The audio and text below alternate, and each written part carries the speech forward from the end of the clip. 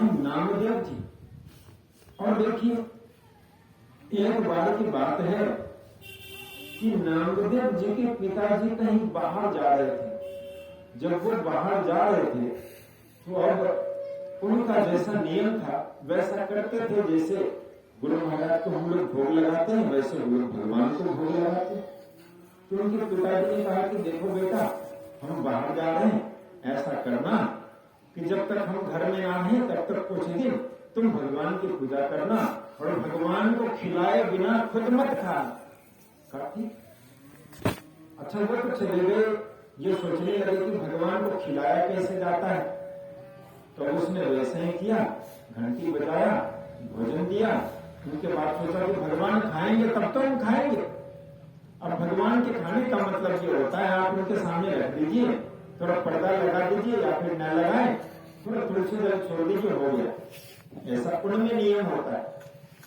उसी प्रकार से वो सोचे खाएंगे खाएंगे, लेकिन वो खा ही नहीं रहे।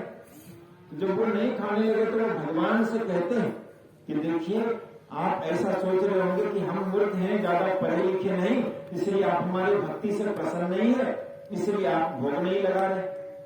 फिर तो भगवान ने कुछ नहीं कहा। अब उसके बाद अंतिम में उसने ये कहा कि देखिए अब हमारे पिताजी आने वाले हैं और हमारे पिताजी जब आ जाएंगे ये देखेंगे हम भोग नहीं लगाए हैं तो हमें डांटेंगे, हमारी पिटाई करेंगे, इसलिए आप ऐसा कीजिए कि प्रकट होकर भोग लगा लीजिए, नहीं तो हम आत्महत्या कर लेंगे, यहीं पे अपना प्राण छोड़ देंगे।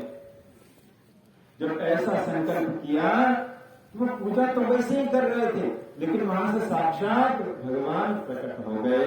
और जैसे ही हो गए तो नामदेव जी अपने हाथ से उनको खिलाते। जैसे होता है, जैसे आप गुरु महाराज की मूर्ति के आगे पूजा कर रहे हो, भोग लगा रहे हो, सामने प्रकट हो जाए, उसी प्रकार से भगवान वहां सामने प्रकट हो गए, उनके हाथ से खाने लगे। और जब उनके हाथ से खाने लगे उसको बड़ा प्रसन्नता मिला। उनके पिताजी आए, उनके पिताजी कहते हैं कि भगवान को भोग लगा दिया। कहा तो कहा बताओ वो भोग कहाँ है? अब भोग क्या भगवान तो खा लिए, तो बचा थोड़ी तो सब खा ली। अरे तुम्हारे भगवान सब खा लिए, झूठ बोलता है, ऐसा लगता है तुम खुद खा लिए। कहा नहीं नहीं, वो सामने प्रकट होकर खाए। कहा हमारे सामने प्रकट करो तो हम जाने, ऐसा नहीं मानने वाले। वो फिर वैसे ही किया तो फिर वो प्रकट नहीं हुए। फिर बोला कि देखिए हमारे पिताजी कह रहे हैं आप प्रकट हो जाइए तब ये प्रसन्न होंगे। तो बोले नहीं नहीं, अब तुम सरल हो, तुम्हारी भक्ति